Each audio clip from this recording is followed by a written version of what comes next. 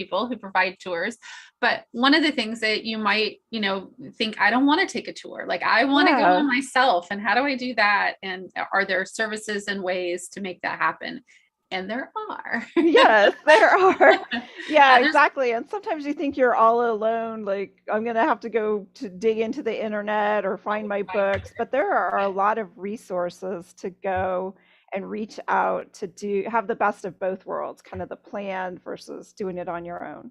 Right, right. And so today we're going to talk a little bit about the coaching and support services that both April and I offer. April offers self-guided driving tours and itinerary planning for folks who want to go on a tour on their own. So she basically just does all the work for you. Yeah. She's going to go, find all the things you want to do and put the plan together because that takes a ton of time. We Oh, know that sometimes it takes hours and hours, like as much time as you're going to be on your trip, you may spend actually sitting in front of your computer trying to find the right place to go and what time to go and right right. all And even just like the best place to stay. I mean, we're blessed with all this amazing information now via the internet versus the days when you had to go to the public library maybe and right. find the travel guide and then maybe talk to friends at church or neighbors and find out if they'd been and go look for brochures. Right. Now you go to your internet, but it's like there's so much information. So It can be overwhelming and you don't even know where to start. And like sometimes you don't even know who to trust. Like that's part of the deal too, right? Like, can I trust these people? What I'm hearing on the internet, if I haven't been there, if I haven't seen it, am I sure that this is the right thing for me? So with the itinerary planning that April does,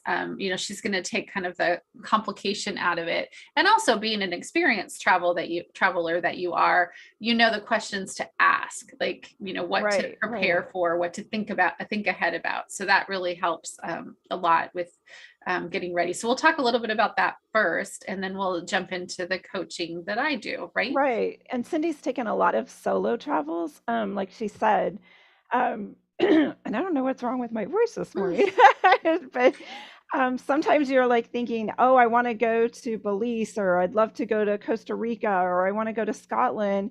And you start trying to look for that tour or ask your friends to do it. And all of a sudden you come up like, oh, I can't take the time off from work. It's too expensive, yada, yada. Everybody's got a hurdle to Right. overcome. And pretty soon, I love Cindy's story of how it's like, you just got to go do it. You got to Just go doing it. do it. Yeah, just do it.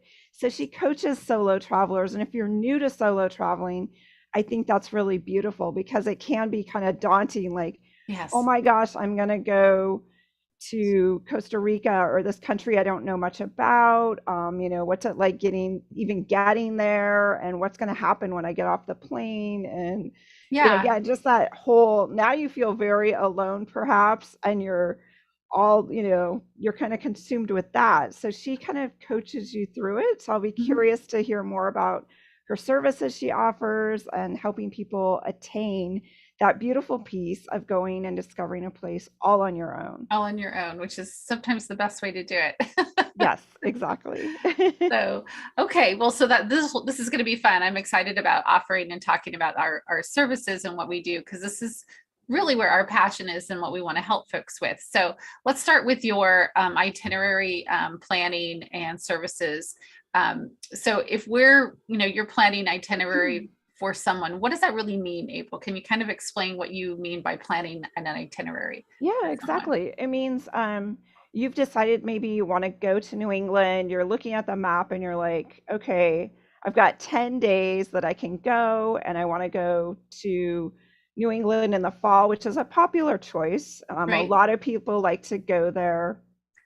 And so you kind of chosen the area, you've chosen possibly your dates, but now again, you're overwhelmed. You've been on the internet, you're like, oh my gosh, can I fit 6 states into 10 days? So you need someone like me to walk you through like what is possible, how much, and that balance too of understanding that, it does get dark at 6:30 in October. So if you choose to go in October, which you'll get the beautiful fall foliage, you're not going to have as many hours of daylight to To perhaps work with, enjoy yeah. it. Right. So and again, just the amount of driving you can accomplish. When we're coming from states like California and Texas, where it's not a big deal to hop on I-5 and, get up to the Central Coast in a couple hours and get there for lunch, or, when I lived in Santa Clarita, you could get to Santa Barbara and have lunch in an hour, hour and a half or something.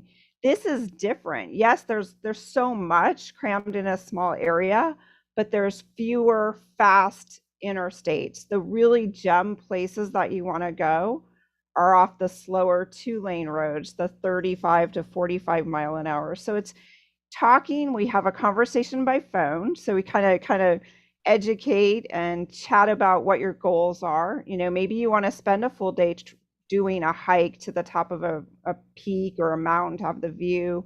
Maybe you'd like to kind of see a little bit of everything. You're kind of like that Instagrammer who wants to, stop at all the little great maple syrup tasting places. And so it's kind of matching your interests with an itinerary and what you can fit in. So first we have that phone call, we chat, I get to know you and what your goal of the trip is. Is it an anniversary trip, or is it a budget trip? Is it, you and your sister? Is it a multi-generational trip? What exactly, who's going, why you're going, the who, what, where, and why all first. And then I sit down and craft a couple choices as far as what I think you can accomplish, an actual map, because that's the next piece. I really feel like then you need to figure out where you're going to go, get the lodging in place, especially when you're going to an area at high season. You need to secure your rooms. So that comes first. All the great stuff you can do, I can fill that in. We have time to fill that in. And then what you end up with is a beautiful book, which you can save as a souvenir or take parts of it with you or transfer it all to, you'll have the digital documents, but you'll also have the paper documents. I'll send you maps. So you actually have driving maps, because I highly believe in a paper map as well as the GPS. And you'll have a book, you'll have a day by day that gives you choices, and you're not married to those choices. You can have, because there's going to be more to do in any given day than you can do. And sometimes you run into things, right? Right. So it's that back and forth, and it's that conversation of, getting the map, and then we converse, look it over. And for some people, they want that even, during their trip, they'll want to check in with me and say, hey, it's raining today, what can I do? So by text, we can check in too. Right. So if I wanted to go to New England, I might be on the phone with you first for quite some time, right? For an hour or more to kind of get the whole lay of the land. Yeah. And then it sounds like you're going to put the map together, which as you're talking, I'm thinking, oh, that's like an outline, right? It's like the high level places of where I want to go. And then you can decide how many days and how long you're going to stay in each place, depending on what you want to do, right? And kind of walk them through that, get approval from them on that. And then so you're, it sounds like there's multiple conversations throughout the process of getting the tour together. And then, so do you, I got the book and the map and all that stuff. So what about like booking the places and planning, like all of the full service? Like, do I have to, is it a travel agent? Do I just sit back and you plan the whole thing and I just show up at the airport? How does that work? I don't book flights because I'm not a travel agent. I'm not associated with any agency, or I don't get a discount booking your flight. I can help you book the flight, and I'll go online and suggest, I'll have already suggested maybe what airport would work best for you to fly into, and kind of guide you that way. But hotels and lodgings, I most definitely can do full service, where you're like, April, I'm too busy. Here's my credit card. I trust you. I want to spend about X per night. We've already discussed, what kind of lodgings I'm comfortable with, whether, I need to be on first floor, I need a king bed, or, I want to only spend, 150 if possible per night versus, this is an anniversary trip and I'm ready to splurge type trip. And I'll literally go on and book your lodgings. I don't get a discount. I'm not an agent as such where I'm going to save you money. It's going to be the same price whether you go on the internet and book it, or if I book it. The difference is I've been going to New England since 2003. And as a traveler myself, and being there about 3 weeks every year, you can do the math. I've probably stayed in as many different bed and breakfasts, many of the inns, some of the corporates. So I really have a feel. And if I haven't stayed in that particular bed and breakfast, I have contacts in that little town who I can jump on a phone call and ask my Right. innkeeper, hey, you don't have a room for my couple. You don't have a room for my friend here who's booking. Who do you suggest? And she'll literally tell me, he or she, hey, I know this couple, their bed and breakfast just opened. They could use some new business. There's a lot of change in the bed and breakfast industry. It's, families, it's couples that are running these places. So a lot of times it's word of mouth. Not all of them have the big budgets to advertise. Right. And there's also the piece that some of them, given what's happened the last couple years and how takes a lot of work to run a bed and breakfast. Yeah. They've kind of made a choice at some point, like, hey, you know what? I don't want to run a bed and breakfast. Yeah. So they've stepped back. So even though you might see that ad on the internet or on TripAdvisor, they're no longer running their bed and breakfast, or they've just scaled back. They're being more choosy as to who they have stay there. I have a couple properties where it's like, if I call, they'll be like, oh yeah, I have a room for that night. I'm okay with it, kind of thing. Right. Kind of like they're being selective, kind of like the restaurant where it's invitation only, so to speak.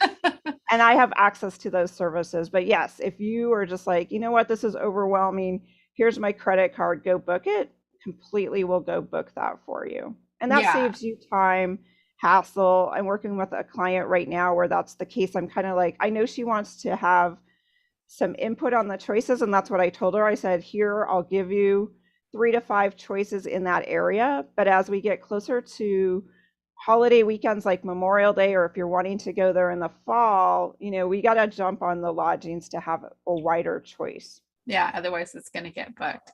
Yeah. Yeah. And so that kind of dovetails into my next question, which is, I mean, obviously New England is a specialty area. Do you have other areas that you feel comfortable, and what do you do about areas if somebody asks to go to a place you've never been? Like, can you Oh, talk sure. through that a little? Yeah. Yeah. Any of the places I've led tours in, like Alaska, I lived in California for a good 20 plus years and explored all over California. I'm originally from the Midwest, so I spend a lot of time in the Midwest, Upper Michigan, Charleston, Savannah in springtime in the South. But if there's an area I have not actually traveled to, I love the research. That's just something growing up. My dad and we always loved planning the trip. That was almost as fun as taking the trip. Right. So I'll dig in and I have no problem jumping on the phone call or asking my contacts and, checking it out. And maybe I have been there, but I've not led an official tour there. So there's Right. that. But yes, any areas fair game. And if we're on the same page, I think a lot of times it's that initial phone call, of assessing if you're choosing the right person to help you design the itinerary. Right. Just like being a photographer, some people will want an itinerary that's detailed down to like, where can I get the best sunrise or sunset picture? And that Right. can be in your itinerary. Right, exactly. Yeah. So it doesn't, there are some places, New England, Alaska, that you would, you have lots of contacts, but I'm with you there. Like we have contacts with the Oh collective that we're yeah. working with, right? So being doing what we do. If you want to go somewhere, we probably know someone. Yeah, exactly. And that's it. We've made this great connection of travelers, tour guides, Right. tour providers, interesting, amazing people. Mm-hmm. And the planning can be fun for some people like you and I who enjoy it, but other people it's overwhelming and it's too much to think about and they just want to go and have fun. And I think that's the beautiful thing. And we were talking earlier about like the best of both worlds of having a planned itinerary versus going on an 8-day tour that someone Right. else has booked, right? You might go online and somebody's got an 8 or a 14-day tour into New England to do photography. But if you do that, you're stuck with that like 15 people for the whole 8 days doing whatever, you're kind Yeah, of being exactly. drug around. Maybe that's how you're going to feel. Or maybe you interact with a few people and you're like, oh my God, these people, they're not my type. It's not my, but you're stuck with them for the whole trip. Yeah, exactly. And this is, gives you a guided situation. You know what to do. You don't have to, question where I'm going to go tomorrow because it's all written down because April's done all that work for you, but you can do it on your own. And I think that's the, as we said, like that's the best of both worlds. It is the best of both worlds. And depending on your situation, it allows you to be in control. You wake Right. up one morning and you're like, you know what, I'm a little tired from yesterday. Let's just, have a Skip slow the breakfast thing. and do Yeah. this. Whereas if you're with a group or in a Yeah. guided situation, it's like they're knocking on your door and you're like, Bus okay. is leaving. Let's go, Yeah, right. people. Right? Which, there are good things about that too. I mean, Yeah, it's lovely. You exactly. meet some great people that way. And sometimes it forces you to do things you wouldn't do. I've Right. definitely seen and experienced that with leading my own tours where people are like, I would never have done this if you wouldn't have like organized this activity. So, there are pluses and minuses, but if you're looking for something that's a little more independent, having someone like April put together your itinerary is the easy way to get a beautiful trip together. Oh, this is so cool. Yeah, so we got to talk about, Yeah, let's So talk. tell me about solo travel coaching. I know we've known each other a long time, so I know a little bit about it and what you offer, but explain what you offer, Cindy. Yeah, so everybody hears about solo travel and they think, oh, I want to go on this trip by myself. But then they get intimidated as soon as they start to think about booking the flights and they're going to go by themselves. It gets kind of scary, and everything gets scary. You're worried about being lonely. You're worried about what are you going to do because you're in another country and you've maybe not experienced that alone. And I don't know why that scares you. I mean, because sometimes when you start to think about it, it's like your girlfriend doesn't know any more about being in Costa Rica than you do. I know. But there is like some safety in that I have somebody Right. to talk to interact with, and so forth. So when somebody's talking about going on a trip by themselves for the first time, there are a few things. So I do some coaching sessions. I set up 3 of them. So there's the first one, very much like what you do, April. So I want to find out, like, what are you trying to do with your solo trip? How long are you planning to go? Do you have any of those ideas? And sometimes they'll know exactly where they want to go and how long. And other times they're like, I don't know. I just know I want to go on my own. And I have a few ideas. And so we might Right. spend that hour deciding when and where, or we might spend that hour kind of understanding more about what they want to do when they're there. That makes sense. Yeah, Definitely. yeah. And some people are looking for, I would say a lot of first solo travelers, it's a transformational trip for them. It's something, either they're young and they've never done it before, so it's kind of growing up kind of thing. So in that age, sometimes they've lost a spouse either to divorce or death, and so now they're single for the first time. And now they want to travel, but they don't have a partner to do it, so there's kind of navigating that. All kinds of things are happening with why somebody decides that they suddenly want to go travel alone. But as I said, it's sometimes more transformational than it is travel. So we Right. talk a little bit about what they're looking for there. And I do a little bit of coaching about, don't, overbook your tour, because most solo travel, even if you don't know that that's what it is, transformational, it will be if it's been your first time. So giving yourself enough downtime in between activities to process what's happening and to think about how you feel and kind of reflect on your day, and how you felt about your day. So we talk a little bit about that. So I try to understand a little bit about what's happening and why they're going. And then in that first session, I usually am able to identify some of the reasons they're nervous. So we, surface those to the top. And there's lots of reasons people are nervous. As I said, if they've never done a lot of international travel, that might be intimidating. The language might be intimidating. So then I make sort of like a hit list of those things, and we try to identify ways to minimize that fear. So it can be anything from helping them, and suggesting that they do some things locally at home before they go, practice things, take classes, learn a language, take the bus, just do some things, watch some videos online, because all of those things, the learning part, will diminish their fear, because you're less out of your comfort zone, right? The more out of your Right. comfort zone you are, the more uncomfortable you are. But if you've done a few of these things, you're not as uncomfortable. So whatever we can do to kind of prepare. So we work through that. And then, usually the last session is just before they go, and it's more of a cheerleading, like, you got this, here's your plan. And they're planning all along. So I don't do that itinerary planning that you're talking about, April. I Okay. help kind of coach them through that. So I might do some research and I might make some suggestions, but usually they do all of their own planning. And they do Uh, their own booking then too, and yeah, you they do find their out, own okay. booking and stuff. Yeah, exactly. So it's more about getting kind of mustering up the courage to go and getting some tips and suggestions, because as I said, I've done I've done a lot of solo Right. travel. So when somebody talks to me about, for example, being lonely, it's like, oh, I'm afraid I'm not going to have anybody to talk to. So then we talk about ways to meet people when they're traveling, like, well, maybe you ought to think and consider staying at a hostel. Oh, I don't know, that's for young people and I don't want to stay in a bunk bed. It's like, there are plenty of hostels where you can have a private room. And there are plenty of hostels with people our age Right. and older, right? And so if you just do a little research, you can find those. And the beautiful thing there is you're interacting with travelers all day. You go down to the Yeah. Oh, to the right. kitchen, right? And there's breakfast and everybody's talking, and now you're not alone, right? So it's again like Right. the best of both worlds. You're It not on a is. tour, but you're with other travelers and maybe like-minded travelers. Right, and you um, might meet someone just to go mhm. for a walk that day I or have met so many people. or just to do, yeah, bits and pieces. Right. Yeah. We would go for lunch, or, hey, you're going to go to that tour today. Let's go, let's do that together. Yeah. Or let's, I can't wait to hear about what you did. So let's, meet here for, dinner, and we'll talk about how I definitely did this with some folks in New Orleans. Like, anyway, it was just so much fun to Oh, be able to cool. interact with people. But there are ways, and I can help you kind of navigate what to plan if those are things that are of concern for you, and how to find a way to do that. And you can also do things like house sitting. There's lots of ways, right? We can talk about how you can travel alone, but not totally be isolated and Right. alone by yourself.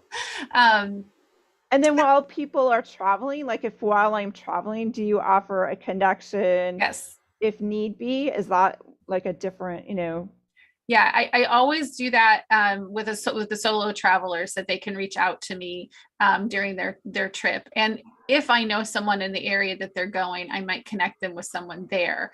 But most of the time, it's just like they can call, and I'll probably check in with them even if they don't check in with me, to see how they're doing, maybe once or twice. And again, it's a transformational, typically, kind of journey. So sometimes just being let alone is what you need.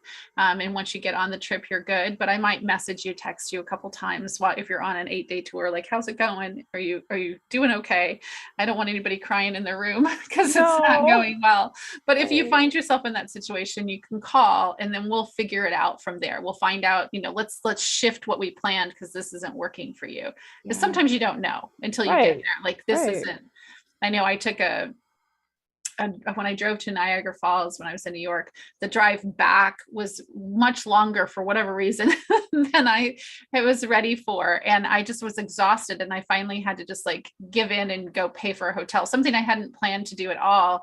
But I was tired and I didn't want to, struggle with, trying to drive Yeah. the rest of the way. And so sometimes you need help just making those decisions, like deciding, I'm just going to do this. So I can be there to help navigate what to do when you're feeling that way, or if you're feeling nervous. But there's lots of prep things you can do to feel more comfortable. Like we've talked about, I mean, the things that I would Right. encourage somebody, if you're going to a big city, you know, go grab one of those hop on, hop off buses, right? Like you just get on the bus and just do the whole route. Like don't even get off. Yeah, exactly. Just, and now you kind of get a lay of the land. Like, so encouraging people to like, step out of their comfort zone a little bit and explore a little, and, get your legs under you so you feel more confident. And some of that happens in those first few days. Like almost every trip, no matter where I'm going, the first thing I do is get public transportation, like the ticket, the card, the whatever, so that Yeah. I know no matter where I'm at, I can hop on a bus or a subway if that's available. Like when I go to Paris, it's the very first thing I do. I get off the plane and I go get my subway card so that I can take public transportation whenever I want. So, So the process, oh, I'm sorry, go go ahead. ahead. No, No, I was just going to recap kind of the process. So the process would be I contact you, we have a phone call for sounds like a good hour, kind of so you can understand why I'm taking this trip and kind of my thoughts on solo travel. right. And maybe if I don't have an idea, you can offer some Yep. suggestions on just where to go, when I should take it, maybe how long for that first trip. Yep. Mm-hmm. And then we'll have another conversation and maybe would you offer to kind of look over what I've laid out roughly? Absolutely. Yeah. So usually, there's sort of, I don't want to call it homework, but people do things Yeah, in between, right? So it right. depends on how much lead time we have before your trip. So if you're going in 3 months, we might schedule to talk, I would say a couple of times, the 3 times, we'll spread that Yeah, out a little bit. If you're going in a year, we might talk now and then in a few more months, like 6 months from now. And then when it gets closer, we can always add more at additional costs, right? More sessions if you want. But those hour sessions, after the first session, it's you need to know where you're going and when. Like that's like we have to have yeah, figured that out. And if you haven't, then that's the first assignment. It's like you got to pick one of these places, and start right. and start mapping it out. I have some templates for planning, so I'll give you all of those. Like here's the planning workbook, basically, so they can start filling it out. And then when we meet again, if they already know where they're going, we might jump ahead in that first session and start talking about the things that are making them nervous. Mm, But if they don't have that kind of settled yet, then we'll, let that first part be, let's start to just put the itinerary together, and then they'll start to uncover things that are making them nervous too. Like, oh, right. I'm planning this. I don't know how I feel about being in a big group. I don't know what, how I feel about staying in a city. So then we can start to talk about that. So at the end of each session, again, I have a planning workbook. So they'll go through that. And so that's really what we're using those hours to do. And it's, discovering, it's very individual. Like I said, it's hard to Yeah. say what it is, but it's really more where, when, where, like you do, when, where, what are you doing? And then uncovering what they're nervous about, and then giving some assignments and some things that they can do to try to counter that. And then that last session is like, okay, you're ready. You've got all your ducks in a row. Let's look at your itinerary. And then we usually talk about checking in, how often do they want to do that? Oh, yeah. I mean, I certainly can't check in every single day, No. but a couple of times during the trip to make sure they're okay. And I do want to be sort of a lifeline. If they get nervous or Yeah. uncomfortable, they can always call, because that's part of the, And I'm hopefully we've prepared them. And I don't usually get a lot of those. Like I sometimes get a couple calls, but not in the middle of the trip. Yeah. And I imagine some people, I mean, taking that first solo trip might just be like a 2 or 3 day thing. Mhm. And then they may want to have you help them go through the process maybe for a longer trip. Now they've kind of like got to a second. So I'm sure you may have some repeat customers. Yes. Yeah. But I do find that once somebody gets the courage to go, you almost can't stop them. Yeah. So once they've gone, they're like, oh, it's the women that I've worked with, it's mostly women who do it. It's like this freedom that happens, Right. right? Right. Because and it was very much that way for me, but it's like, it just sort of opens up. It's like, oh, I don't need a partner. Like I can just plan and go. Right. People want to follow me, great, but I don't have to wait until I have someone to go with. I can just decide to go on a trip and go when I want to. So typically once somebody's opened that, once Well, we that's open the true, door. right? Because so many, I think as women, so often we're used to like taking care of someone else, or, depending on what stage of our life, we're kind Mhm. of the one that, we have children or we have parents or someone we're caring for, or a spouse. And then to be free, so to speak, it's like, oh my gosh, the beauty of like being in charge and doing what I want to do. Yeah. Well, It's got to be very amazing. and I'll circle back to that, because I've not coached men, but I have talked to men about solo travel. And I have been surprised how many men are intimidated also by it, but for different reasons. And I would be happy to talk to them more about it. And how I know I cheerleaded a friend of mine who was traveling. He was traveling for work, and he normally traveled alone for work, but then he wanted to, visit this location a little more, but he was intimidated. He opened up to me and said, I feel really uncomfortable. When I'm doing it for work, it seems normal, but now that I Right. want to tour the city, and I think he was going someplace local like Seattle or something. And he after talking to me, he's like, I just took your advice, Cindy, and I booked 3 more days. And after him and we had a breakfast. He was a friend of mine, and he just stayed, and he was so happy he did it. He had the same kind of freedom experience from having that. So I'm happy to coach and help men if they have the same things. But I think in that interaction, I think that the fears and the concerns are different. They're not, women have more safety concerns, right? Right, right. That's all there is to it. It's the same. We're still uncomfortable with the social aspect. We're still not sure about being alone, the loneliness, like all of those. Men have those same fears, which we don't really think about, but I think they have all the same fears we do about, not Oh, I knowing what think to they do. really do. Yeah, I absolutely. have a client, Hmm.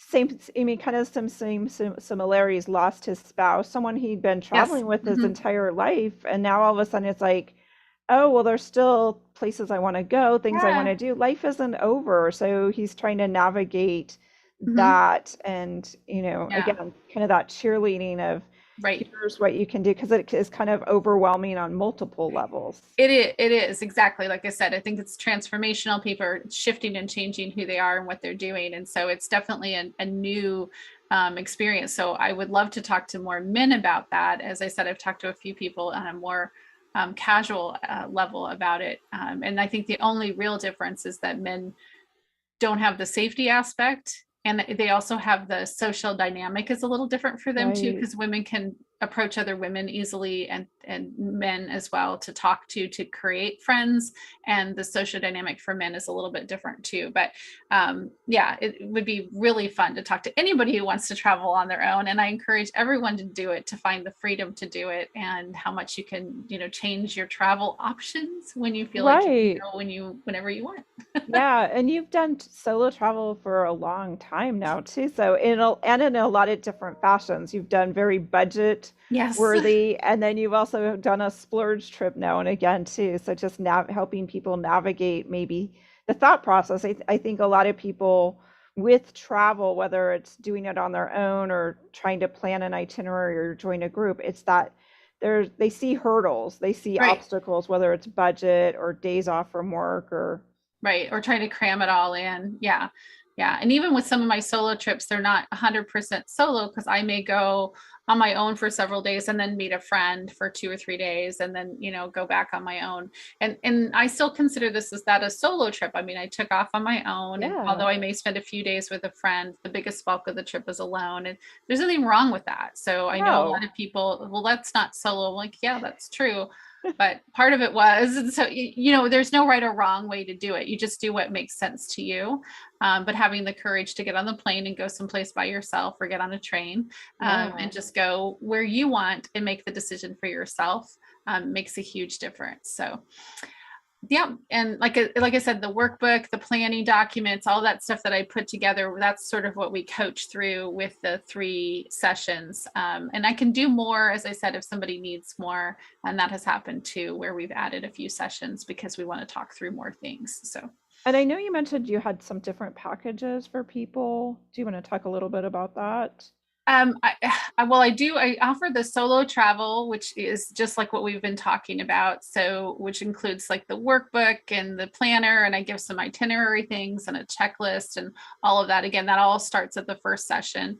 And then I'm also working on a package for long-term channel travel. So I put Yeah. that together, which is traveling for months and weeks at a time. So somebody who maybe say wants to take more than a 2-week vacation, typically 3 to 6 weeks, maybe even longer. It is not reserved anymore to college students doing a gap No. year. There's lots of people traveling, especially with all the remote work and things that is Yeah. happening. There's retired folks who want to go for 3 to 6 months somewhere. I've done that myself as well. So there are lots of ideas and suggestions and a package to work through that. It's done in a similar fashion, just because again, the concern is the same. And often that long-term travel is also solo. Right.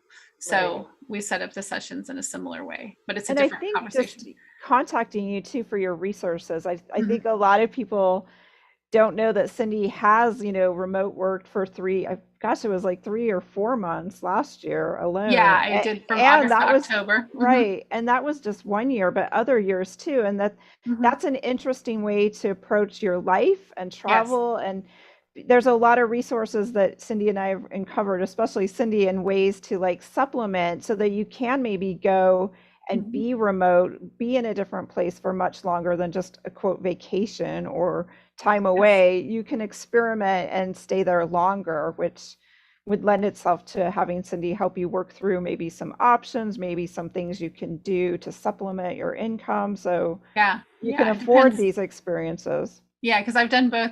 I've worked while I was traveling, and then I've been not working where I want to supplement my income while I'm traveling. I've done that, and I've done a little bit of all of that. And there's lots of ways to do it depending on where you're going and what your skill sets are and what your lifestyle is, and what you're looking for. Um, my favorite part about that, the long-term travel, is that you really do get to feel like a local, because you usually stay, I mean, if you're doing long-term travel, you're not staying at the Hilton, it's too expensive. Right. So you're usually staying in a more local place, right? All of those things change. Your grocery shopping, you're cooking, you're going to the movies, you're walking the street, visiting the park and the library, like all of those things. So you really do get to, like immerse yourself in the culture there. So long-term travel to me is it's also less expensive. Bottom line, like your per day cost for your travel goes down dramatically, if you can do it all in one go, right? Versus going Right. back and forth, like travel 2 weeks. I mean, sometimes that's all we can do because we work, right? But if you have the luxury of the ability to go, say, to someplace in Europe and spend 3 to 6 weeks, Yeah. your per day cost on that trip is going to be dramatically less than if you spent 6 weeks but over 3 different trips, because you've got to factor in the flight, you've got a lot of stuff, you're losing time on travel. There's just a lot of things that change when you do it all in one time. So yeah, I have both of those packages, the long term and the solo travel. May overlap. Yeah, no, that's great. Yeah, I think it's just really eye-opening that we can offer these services and give people different options besides just picking a tour. I mean, there's Right. so many, and that's been the goal of our channel. That's been the goal of meeting a lot of the contacts we have too, is that you can experience travel in so many more life-enriching experiences. Yeah, yeah, it's been so fun doing this with the collective. As you said, we meet so many cool people and so many interesting travels and tours and people that are doing things I never thought about doing. And now we're just, not only adding that to my bucket list of things I need to do, but also to suggestions that we can share with other folks. So it, kind of gives us a wealth of knowledge to share, right? Right, right. So, well, this has been good. I think I know. yeah, what I'll do is we'll put in the description the links to our web pages. I think that's probably the best way to do this, um, so folks can find us. And then we'll be back here in 2 weeks to do another Let's Talk Travel, talking to some Yeah, more folks offering right. either tours or travel services. So Cindy, where's your information on your solo? You can find it on explorationwarrior.com. That's out there. And as I said, I'll put it in the description. And where are we going to find your information on itinerary planning, April? It's yourphototravelguide.com. And it's right Perfect. there on the front page, and you can reach out. There's a quick little form, and we can hop on a call. Perfect. Yay. Well, this has been great. Yay! Thanks. I'm glad we got to talk about this. So I hope other people will enjoy that. So see you We'll guys all in see a few weeks. see you in a few weeks.